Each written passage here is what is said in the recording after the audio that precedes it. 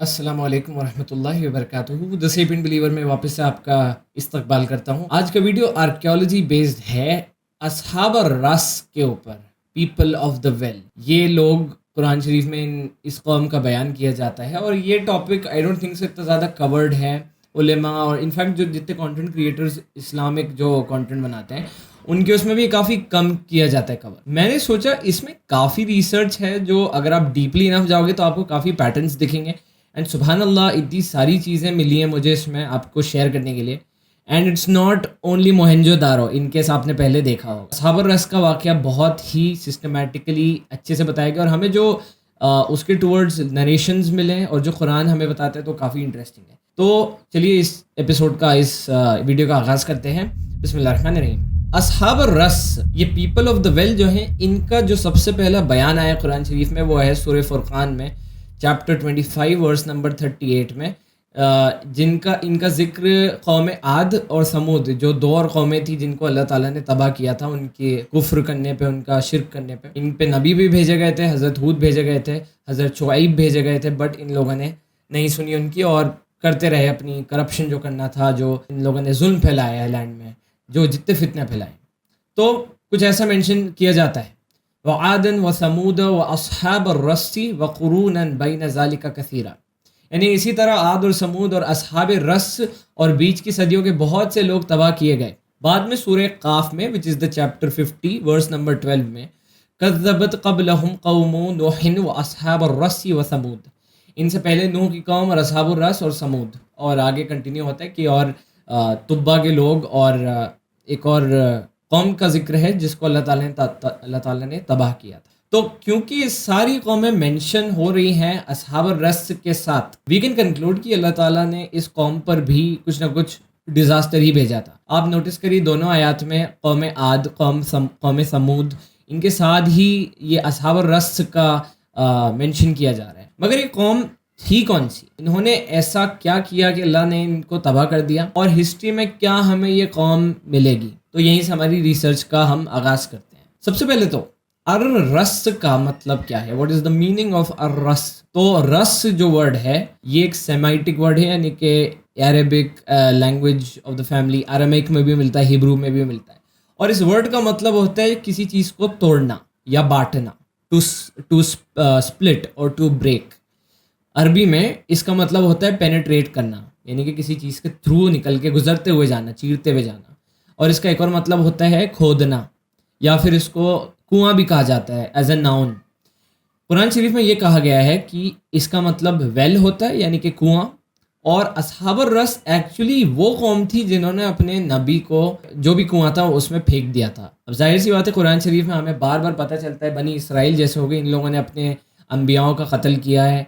इन लोगों ने और भी जितनी कौमें आई हैं दुनिया भर में, उन लोगों ने कहीं ना कहीं अपने नबियों का कत्ल किया है, क्योंकि वो बहुत ही नए आइडियाज़ ला रहे थे, प्योर आइडियाज़ ला रहे थे, और लोगों को डाइजेस्ट नहीं हो रहा था उनकी एग्जिस्टिंग आइडियाज़ से। तो जाहिर सी बात है जो आइडिया सुपीरियर और थ्रेटनिंग होगा वो उस इंसान को और उस आइडिया को मारने के लिए कुछ भी करेंगे। कुरान शरीफ में यही कॉन्टेक्स्ट बिल्ड होता है कि असहाब रस एक्चुअली अपने नबी को इन लोगों ने कुएं में फेंक दिया था मारने के लिए, और तभी इनका नाम असहाब रस यानी कि पीपल ऑफ द वेल बना। कुछ स्कॉलर्स ने ये भी स्टेट किया है कि रस एक्चुअली एक शहर या एक नदी का नाम भी हो सकता है। अज़रबैजान में आज एक नदी है बहुत बड़ी जिसको अराक्सीस या अरस या अरक्श भी कहते हैं, टर्किश और अलग लैंग्वेजेस में। ये मॉडर्न डे अज़रबैजान में है और ये कैंडिडेट हो सकते हैं जिस पर हम अभी आगे आएंगे। अर रस कुड बी अ पीपल, ये कौम हो सकती है या थी, या फिर ये एक जगह, एक शहर या एक नदी भी हो सकती है। हमें असहाब रस के बारे में पता क्या है? तो पहली चीज़, ये एक ऐसी कौम थी जिसको अल्लाह ताला ने ख़त्म किया था, इनकी तबाही करी थी। हज़रत नूह की कौम की तरह, आद की कौम जो थी इनकी तरह, समूद की कौम की तरह। तो हज़रत नूह के जो लोग थे इनको एक बाढ़ ने डिस्ट्रॉय किया था, राइट? जो पूरी दुनिया में बाढ़ आई थी जिसको द ग्रेट डेल्यूज या द ग्रेट फ्लड कहते हैं। हज़रत हूद की जो कौम थी यानी कि आद, कौम आद, इनको तबाह किया गया था। एक बहुत तेज़ हवा चली थी, वायलेंट विंड जिसको कहा गया है, जो कि एक टोर्नेडो या एक स्टॉर्म हो सकता है।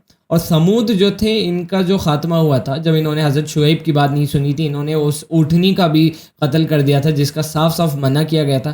तो अल्लाह ताला ने इन पे बहुत जोर का धमाका भेजा था जिसको ब्लास्ट या क्राई कहा गया है तफसीर में, जो कि आज के ज़माने में it could be an atmospheric, मतलब हमें आज की मेटीरियोलॉजी में ये पता है कि एक एटमॉस्फेरिक डिज़ास्टर हो सकता है जिसको कई बार साइक्लोन बॉम्ब्स भी कहा जाता है, और एयर बॉम्ब्स भी ऐसे फिनोमेना होते हैं जिससे एकदम से प्रेशर बढ़ जाता है उस एरिया का और वहाँ पे धमाका होता है बहुत ज़ोर का।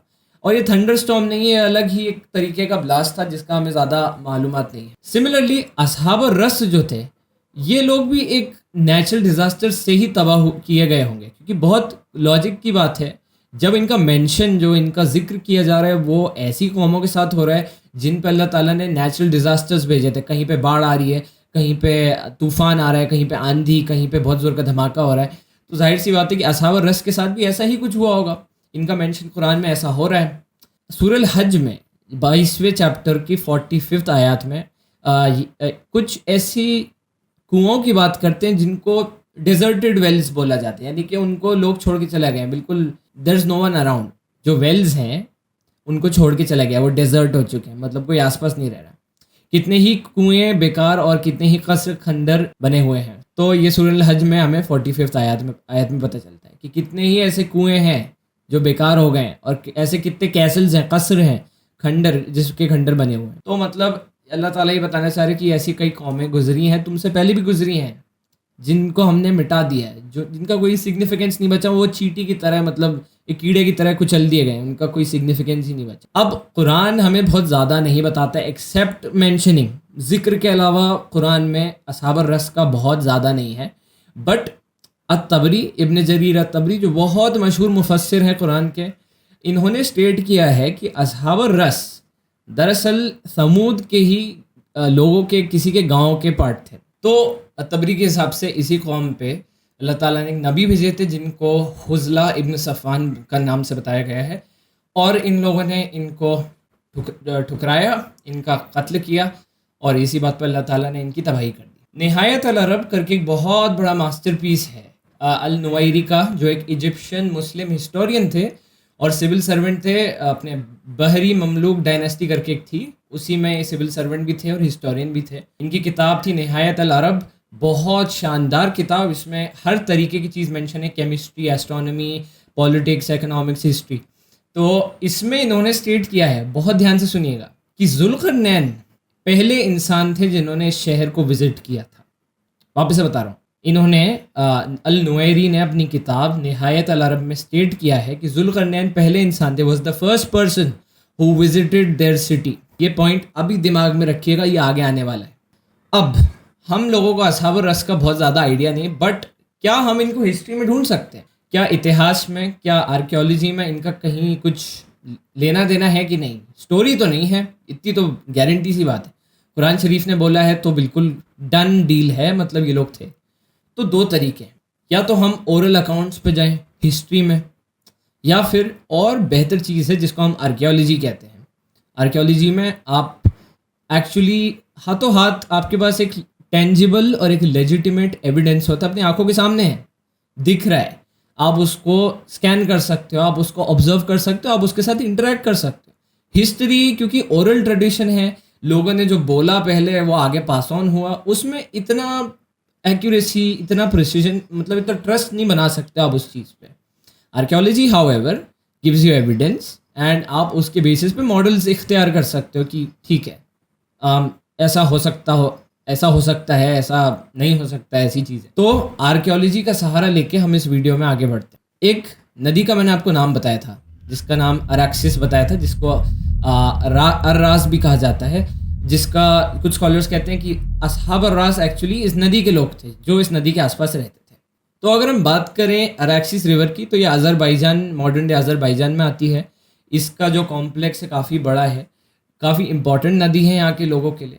तो मैंने यहाँ की थोड़ी रिसर्च देखी आर्कियोलॉजिकल, तो ऐसे कोई बहुत पुराने प्राचीन स्ट्रक्चर्स नहीं मिले नदी के आसपास, क्योंकि अगर ये होते तो हम कहीं ना कहीं एक अंदाज़ा लगा सकते थे कि हाँ, एक कौम यहाँ पे रहती होगी और वो हो सकता है असहाब अर्रास वही हो। अनफॉर्चुनेटली हमें ऐसी कोई कौम का नहीं मिला आर्कियोलॉजिकल एविडेंस, और मिला भी है तो एक नेक्रोपोलिस, यानी कि कब्रिस्तान जिसको कहते हैं। नेक्रोपोलिस, अगर मैं इसको ट्रांसलेट करूँ इंग्लिश में, नेक्रो मतलब मरा हुआ, पोलिस मतलब शहर, यानी कि मुर्दों का शहर, यानी कि जहाँ पे लोग दफन किए जाते हैं। तो एक नेक्रोपोलिस 16th सेंचुरी, 17वीं सदी से, मतलब अभी से 300 साल 400 साल पहले एक डिस्कवर किया गया था नेक्रोपोलिस वहीं पे आसपास। बट आगे चल के ये भी गवर्नमेंट की कोई एजेंसीज थी या कुछ था, वो डिस्ट्रॉय कर दिए थे। तो यहाँ पे कुरान शरीफ तो 7th सेंचुरी में ये चीज़ बोल रहा है, 600 साल समथिंग में, और ये जो नेक्रोपोलिस मिला उसके 1000 साल बाद मिला ऑलमोस्ट। ये तो नहीं हो सकता है, बट हमको इसका भले ही आर्कियोलॉजिकल एविडेंस नहीं मिला हो, बट और आर्कियोलॉजिकल एविडेंस हमें ये मिलता है कि एक कल्चर था जिसका नाम था कूरा अरैक्सिस कल्चर। कूरा अरैक्सिस कल्चर इसी के आसपास रहा करता था, इस नदी का इन लोगों से काफ़ी ताल्लुक़ था। और 4000 BC से लेके 2000 BC, 4000 BC टू 2000 BC ये लोग रहते थे, यानी कि 2000 साल तक इनके कल्चर का हमें प्रोमिनेंस, इनके कल्चर का एविडेंस, और जो ह्यूमन माइग्रेशन मैपिंग की जाती है उसमें हमें इनका दिखता है एग्जिस्टेंस। ये जो कल्चर था कूरा अरैक्सिस कल्चर, ये था तो इंडो आर्यन ही, मतलब इंडो यूरोपियन कल्चर ही था ये। और प्राइमरीली ये लोग खेती बाड़ी करते थे, ये लोग भेड़ बकरे ये सब पालते थे, लाइव स्टॉक में इन्वॉल्व थे, एग्रीकल्चर करते थे।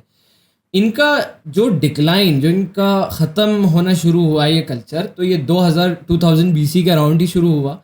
और कैसे हुआ, तो इसको किसी नेचुरल डिज़ास्टर से लिंक नहीं किया गया, यानी कि कोई इन पे आफत, आंधी तूफान नहीं आया था। इनका जो खात्मा हुआ इस कल्चर का, वो हुआ था इनके एक्सपेंशन से। ये अपने करंट लैंड से चलते चलते एक दूसरे लैंड तक पहुंच गए थे, और ये लोग वेस्टवर्ड्स गए थे। कॉकेशियस माउंटेन्स जो हैं, कॉकेशियन रीजन जो है, वहाँ के टुवर्ड्स वो वेस्ट की तरफ निकल पड़े थे, माइग्रेशन के फॉर्म में, एक्सपेंशन के फॉर्म में, क्योंकि जाहिर सी बात है वो और बेहतर लैंड ढूंढ रहे थे अपनी लाइफ स्टॉक के लिए, एग्रीकल्चर इनको आ गया था, तो वो ह्यूमन माइग्रेशन वेस्टवर्ड शुरू हो गया था, वो for better opportunities, for better living. लोग भी बढ़ रहे थे, ऑब्वियस सी बात है, इतना बड़ा कल्चर था, लोग इनकी पॉपुलेशन बढ़ी थी, तो they had to move westwards to accommodate for that. हम अगर इसको एज अ कैंडिडेट ऑफ असहाब रस मानते हैं इस कल्चर को, कूरा अरैक्सिस कल्चर को, तो पहला पॉइंट ठीक है, अरस का जो नाम है वो आ रहा है, अरैक्सिस। दूसरा पॉइंट, क्या ये लोग किसी नेचुरल डिजास्टर से ख़त्म हुए? नहीं, ये लोग वेस्टवर्ड्स चले गए थे, तो इनके जो कल्चर का खात्मा था वो इनके हाथों में ही था, मतलब वो वेस्टवर्ड्स चले गए थे तो कल्चर का जो सिग्निफिकेंस था वो ख़त्म हो गया था। मेनली तो यही दो चीज़ें। और कुएँ, क्या हमें कुएँ का वेल्स का कोई आर्कियोलॉजिकल एविडेंस मिला? नहीं मिला। बट हम अभी फ़िलहाल अररस को सिर्फ एज अ नेम भी मान सकते हैं, क्योंकि मैंने आपको बोला कुछ स्कॉलर्स ने अररस को एक शहर या एक नदी भी बताया गया है, ज़रूरी नहीं कि रस मतलब सिर्फ कुआं ही हो। इवन विद दैट अरैक्सिस कल्चर में ये चीज़ नहीं बैठ पा रही। तो हम हमारे और इंटरेस्टिंग कैंडिडेट की टूवर्ड्स बढ़ते हैं, जिनके वीडियोस तो आते ही रहते हैं असहाब रस के मामले में, जो है मोहेंजोदारो, इंडस वैली सिविलाइजेशन। दुनिया का कदीम, बहुत शानदार, बहुत बड़ा कल्चर था।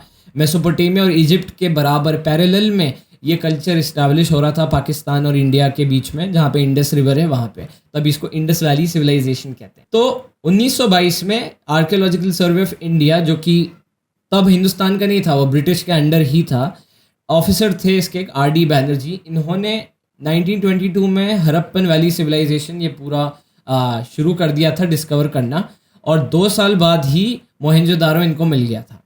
अब मोहेंजोदारो बहुत खूबसूरत शहर है, मतलब अगर आप कभी जाएं वहाँ पे या आप अगर फ़ोटोज़ देखें तो Mohenjodaro is a beautiful city. Daro का मतलब आई बिलीव सिटी ही होता है, और मोहेंजोदारो में 700 से ज़्यादा कुएँ मिले थे। ऐसा थियोराइज़ किया गया है कि 700 से ज़्यादा कुएँ यहाँ पे मौजूद थे। आज भले कम है उस तादाद कम हो गई, but even if you go now, काफ़ी बड़े तादाद के कुएँ, बहुत शानदार कुएँ, well designed, populated, all over the city आपको मिलेंगे। और इस कल्चर का, या इनफैक्ट मोहेंजोदारो की जो डेटिंग की गई है वो है 2600 से लेके 1900 BCE तक, 2600 to 1900 BCE। It's a span of 700 years, 700 to 1000 years जो हमको इंडस वैली सिविलाइजेशन दिखा है। अगर हम यहाँ की रिलीजन की बात करें, क्योंकि religion is a very primary की टू अंडरस्टैंडिंग अ कल्चर। अगर आपको किसी कल्चर को समझना है तो आप उसके रिलीजन को समझ लो, या फिर अगर किसी रिलीजन को समझना है तो उसके कल्चर को समझ लो। दोनों बहुत ही इंटरकनेक्टेड होते हैं। IVC इंडस वैली सिविलाइजेशन का रिलीजन आज तक अननोन है, किसी को पता ही नहीं है कि वो एग्जैक्टली है क्या। अब ऑफ कोर्स कुछ ऐसे फ्रिंज एलिमेंट्स हैं जो क्लेम करते हैं कि वहाँ ओरिजिनली हिंदू, बुद्धिस्ट और इनका रोल था, बट ऐसा कुछ कंक्लूसिव एविडेंस अभी तक नहीं आया है। वहाँ के लेके कुछ सील्स को भी क्लेम करते हैं कि वो शिव है या विष्णु है या फिर इंद्र हैं, जिसमें भी काफ़ी कम आर्कियोलॉजिकल एविडेंस है। यहाँ की एक बहुत ही इंटरेस्टिंग सील मिली थी, ब्रिटिशर्स को ही मिली थी इनफैक्ट, ब्रिटिशर्स के टाइम पे, जिसको पशुपति सील कहा गया है। और इसे पशुपति सील इसलिए कहते हैं क्योंकि अगर आप इसको ध्यान से देखेंगे तो ये जो बैठा हुआ इंसान है, ये कुछ अलग ही योगा टाइप की पोजीशन में बैठा है। ऐसा लग रहा है कि वो योगा कर रहा है। तो Pashupati seal one of the oldest seals है जो हमें आईबीसी में मिली है। इसकी डेटिंग भी आपको 2500-3000 साल की कुछ मिलेगी। और इसमें हमें दिखता है कि एक इंसान बैठा है जिसने एक ऐसा ताज पहना है जिसमें 2 ऐसे बड़े से सींग हैं, और एक योगा वाली पोजीशन में बैठा है जैसे मेडिटेशन कर रहा है। आसपास काफ़ी जानवर बने हैं, बैल बना है, गाय बनी है, शेर बना है, हाथी भी बना है, अलग अलग टाइप के एनिमल्स जो ऑफ कोर्स आपको इंडियन फौना में दिखेंगे। शेर, हाथी, बैल, ये सब, और राइनो भी इनफैक्ट, ये सारे जानवर आपको इंडियन फौना में दिखते हैं। तो आज तक कोई भी डिटरमिन नहीं कर पाए ये है कौन इसमें इंसान। Of course as I told you, कुछ लोग क्लेम करते हैं कि ये शिव हैं या ये इंद्र हैं। हमारे पास अगर हम थोड़ा स्पेकुलेट करें तो काफ़ी इंटरेस्टिंग पैटर्न्स बनते हैं। पहली चीज़ रिमेंबर करिए, याद करिए, मैंने आपको क्या बताया था जुल्करनैन के बारे में। अल नुवैरी की जो किताब थी जिसमें उन्होंने बोला था जुल्करनैन पहले इंसान थे जो इनके शहर में आए थे, असहाबर रस के। ठीक है, एक बार इस पशुपति सील को वापस से देखें। इसमें 2 सींग दिख रहे होंगे, राइट? और जुल्करनैन का मतलब 2 मतलब है बेसिकली, मेन जो मेजर मतलब है। जुल मतलब ओनर, यानी कि उस चीज़ के होने वाला, और कर्नैन तो कर्ण होता है। कर्ण के 2 मतलब होते हैं। कर्ण का पहला मतलब होता है एक पीरियड ऑफ टाइम, और दूसरा मतलब होता है सींग। और जब हम कर्ण के आगे आइन लगा देते हैं, कर्नैन यानी कि 2 सींग वाला, तो या तो जुल्करनैन का मतलब है वो इंसान जो 2 ज़मानों का था, या वो इंसान जिसके 2 सींग थे। और ये ऑफकोर्स किसी इंसान के सींग तो होते नहीं है, बट अगर एक इंसान ऐसा ताज पहने जिसके 2 सींग हो तो उसको जुल्करनैन कहा जा सकता है। आप इस पशुपति सील को देख पा रहे हैं, इसमें इस इंसान के जो भी ये बैठे हैं इसके भी 2 सिंग ही हैं। और मोहनजोदारो को अगर हम मान के चलते हैं कि एक्चुअली शहर है असहाबर रस का, और यहाँ पे जुल्करनैन आए थे, तो अगर ऐसा शानदार अजीम इंसान जिसको अल्लाह ताला ने हर चीज़ दी हुई थी, जो बहुत पावरफुल था, जो स्पेस ट्रैवलर थे इनफैक्ट, जी हाँ, जुल्करनैन एक स्पेस ट्रैवलर थे। जुल्करनैन के पास हर टाइप का टेक्नोलॉजी था उस ज़माने के हिसाब से। तो ऐसे इंसान को देखते ही लोग, मतलब, और वो हर चीज़ के लिए, हर अच्छे लोगों के लिए अच्छा ही करते थे, बुरे लोगों के लिए बुरा ही करते थे, जैसा हमें सुरल कैफ से पता चलता है। मान लेते हैं कि ये इस शहर में आए थे, और यहाँ के लोगों ने ऑफ कोर्स ऐसे इंसान को अपनी हिस्ट्री में, अपनी मेमोरीज में बसाने के लिए कुछ मुजस्समा या कोई ड्राइंग या आर्ट के फॉर्म में कुछ ना कुछ तो बनाया ही होगा, रिकॉर्ड किया ही होगा। अगर हम ये कंसिडर करें तो इट इज़ परहैप्स, मतलब मैं इसको डायरेक्टली नहीं कह रहा हूँ, but it is a possibility कि ये पशुपति सील एक्चुअली जुल्करनैन को ही रिप्रेजेंट कर रहा हो, क्योंकि ये जो 2 सींगों वाली चीज़ें ना, ये बहुत ज़्यादा स्ट्रॉन्ग वो दे रही है। अब वो जो योगा वाला सीन है, तो योगा के ओरिजिन्स भी हम देखें तो एक तरीके से आपकी कॉन्शियसनेस को वो एलिवेट करता है। और जब आप आसमानों का सफ़र करते हैं, कहीं ना कहीं आपके कॉन्शियसनेस एलिवेशन की ज़रूरत होती है। आई एम नॉट सेइंग कि जुल्करनैन एक्चुअली योगा करते थे, आई एम जस्ट सेइंग कि it is a good possibility कि ये फिगर एक्चुअली ऐसे इंसान की बात कर रहे हो जिसने 2 सींग पहने, वो जुल्करनैन ही थे। तो इसके बेसिस पे हम अंदाज़ा लगा सकते हैं कि हाँ, ये जुल्करनैन हो गया। ज़्यादा इंपॉर्टेंट बात, इस सिविलाइजेशन का, आईवीसी का खात्मा कैसे हुआ, इनकी एंड कैसे हुई। तो 1920s में 30 अनबरीड ह्यूमन स्केलेटन्स मिले थे, जिनकी, अच्छा, आईवीसी वाले बरियल्स बहुत बहुत तमीज़ से, बहुत तहजीब से, बहुत सिस्टमेटिक तरीके से अपने मुर्दों का बरियल करते थे, उनको दफन करते थे। अब ये जो 30 स्केलेटन मिले, ये तो दफन ही नहीं हुए थे, तो इनका बरियल नहीं हुआ। लोगों ने कहना शुरू कर दिया, स्पेशली वो लोग जो इन्वेजन थ्योरी में मानते थे कि आर्यंस आए थे, इन्वेड करके चले गए थे और इन लोगों को मारा था उन लोगों ने, जो कि काफ़ी आर्कियोलॉजिकली स्पीकिंग काफ़ी पुअर वो है। इसमें बाद में 1964 में 5 और ऐसी स्केलेटनल बॉडीज़ मिली और बिखरी हुई थी, रैंडमली थी और अनबरीड थी, दफनाई नहीं गई थी। तो आर्कियोलॉजिस्ट ने ये कंक्लूड किया कि कहीं ना कहीं ये जो 5 स्केलेटन्स थे, ये किसी कॉमन डिज़ास्टर में, किसी कॉमन ऐसी कुछ दुर्घटना हुई होगी जिसमें ये 5 वफात हो गए होंगे, और तभी ये बरीड नहीं है, ये फैले हुए, रैंडमली इधर उधर फैले हुए हैं। जो मून मिला था उसके 2 या 3 फीट नीचे ही मिले था इनका रिमेन्स। तो ये काफ़ी सोचने वाली बात थी। और दूसरी चीज़, जो मोहनजोदारो का जो पूरा सिस्टम है, जो पूरा शहर है, वो ऑफ कोर्स ईंटों से बना है, ब्रिक्स से बना है। कई कई जगह पे हमने ये देखा है कि मोहनजोदारो के जो भी आर्किटेक्ट्स थे, इन लोगों ने बाढ़ के खिलाफ, क्योंकि इंडस रिवर काफ़ी बड़ी तादाद में पानी लाती थी और बाढ़ भी आती रहती थी इसके थ्रू, इन लोगों ने, क्योंकि इसके थ्रू कई बार ऐसा गुजर चुके, इन लोगों ने काउंटर मेजर्स बनाए थे शहर के अंदर ही कि बाढ़ की जो शहर है वो डूब ना जाए, वो बाढ़ के थ्रू डूब ना जाए।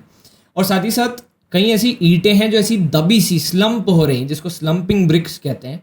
और ये जो इससे डिड्यूस किया गया, ये करा गया कि क्योंकि ये बहुत टाइम तक पानी के अंदर डूबी रही थी, इसलिए वो ऐसी स्लम्प हो गई थी। जैसे ये आपका ब्रिक ऐसा रहता है रिजिड बिल्कुल, अगर बहुत देर पानी में रहे, ऐसी पुरानी ज़माने की ईंटें जो इतनी स्ट्रांग भी नहीं थी, तो वो बैठ जाती थी, स्लम्प हो जाती हैं। तो हमें ये मिला था वहाँ पे। तो दो चीज़ें डिड्यूस करी जा सकती हैं कि इंडस रिवर एक ज़माने में बहुत ज़्यादा पानी से फ्लड हो गई होगी, जिसका एविडेंस हमें यहाँ दिख रहा है, इनके बिल्डिंग्स में, इनकी ईंटों में दिख रहा है। ईंटें स्लम्प हो रही हैं, इनके पास काउंटर मेजर्स बने, मतलब बाढ़ एक ऐसी चीज़ थी जो ये यूज्ड टू हो गए थे, इन्होंने तैयारी भी की थी और साथ ही साथ विटनेस भी किया था। अब क्या हम ऐसी बाढ़ का अंदाज़ा लगा सकते हैं जो इन लोग पे आई होगी, काफ़ी बड़ी तादाद की बाढ़, जिसके बाद इनका डिक्लाइन शुरू हो गया, इनके लोग ख़त्म होना शुरू हो गए थे।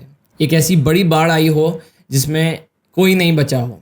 इस मामले में हम एक अजम्पशन रख सकते हैं कि जी हाँ, मोहनजोदारो के लोग एक्चुअली हो सकता है असहाब रस ही हों। और अगर असहाब रस हैं तो सवाल ये उठता है कि क्या इनके पास कोई नबी भेजे गए थे जिनको इन्होंने कुएं में फेंक के, अपने जो कुएं बने इनके, उसी में फेंक के इनको मार दिया हो। तो अनफॉर्चुनेटली आर्कियोलॉजिकल एविडेंस हमारे पास इस मामले में तो नहीं है कि यहाँ के लोग पे कोई नबी भेजा गया हो, ऐसा बिल्कुल कुछ नहीं है। इनफैक्ट मोहनजोदारो में हमें एक प्रीस्ट सिस्टम, एक कास्ट सिस्टम दिखता ही है, जिसमें प्रीस्ट हुआ करते थे। एक प्रीस्ट मैन करके बहुत बड़ा इधर स्कल्पचर है। तो हमें बहुत ज़्यादा नहीं पता, ना इनके रिलीजन के बारे में पता है कि इनका रिलीजन क्या था। हाँ, इनके कुछ ट्रेडिशंस और कल्चर्स हैं जिनका पता था, जैसे ये सैनिटेशन पे, पाकी पे बहुत ध्यान रखते थे। ये लोग पानी के सिस्टम्स बनाए हुए थे, पूरा शहर ड्रेनेज सिस्टम था प्रॉपर सैनिटेशन के लिए। तो एट अ लेवल काफ़ी सिविलाइज लोग थे, और ऐसी सिविलाइज लोग नॉर्मली नहीं बन सकते। इनको एक नबी की ज़रूरत होती ही है जो इनको राइट और रॉन्ग के बीच में बता पाए। और अगर आपको उनको नबी नहीं कहना तो आप उनको एक फ़िलासफ़र या सेज कह सकते हैं, जो अल्टीमेटली नबी ही होता है या रसूल होता है। तो काफ़ी मैं इन्विक्शन के साथ कह सकता हूँ कि हाँ, मुझे लगता है मोहनजोदारो के जो लोग थे, जो IBC के लोग उस एरिया में थे, वो एक्चुअली असहाब रस ही हैं, और इनका ख़ात्मा एक बाढ़ से हुआ था क्योंकि ये लोग अल्लाह ताला की नाफरमानी कर रहे थे। तो यहीं पे मेरा वीडियो को कंक्लूड करते हैं, काफ़ी लंबा हो गया। आई डोंट थिंक सो आपने असहाब रस पे ऐसी रिसर्च देखी होगी पहले। अगर आपको मेरी रिसर्च पसंद आ रही है तो मुझे कमेंट्स में बताइए, और अगर आपको कोई वीडियो देखना है मेरे एंड से, या कोई रिसर्च आपको देखनी है मेरे एंड से, तो मुझे बिल्कुल कमेंट सेक्शन में बताइए। इनफैक्ट मुझे मेल करिए तो बेहतर रहेगा, it will keep track of what I want to do. thesapientbeliever@gmail.com पे मेल कर सकते हैं मुझे, एंड वहाँ पे आप बताइए आपको क्या देखना है। इंशाल्लाह अगली वीडियो में मुलाकात होगी। अस्सलाम वालेकुम।